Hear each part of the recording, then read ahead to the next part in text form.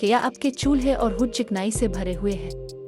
फिक्र ना करें, आज मैं आपको कुछ आसान और मुअस्सिर घरेलू सफाई के तरीके बताऊंगी।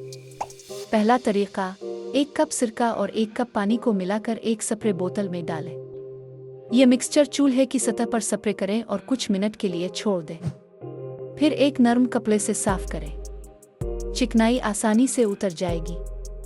दूसरा तरीका, 1 चम्मच बेकिंग सोडा और 1 चम्मच पानी मिलाकर पेस्ट बनाएं। इस पेस्ट को चूल्हे पर लगाएं और 10 मिनट बाद रगड़ लें। ये न सिर्फ चिकनाई को दूर करेगा बल्कि बदबू भी खत्म करेगा।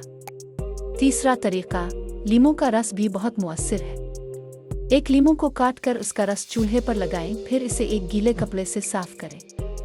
ये चिकनाई को तोड़ने के साथ साथ खुशबू भी देगा।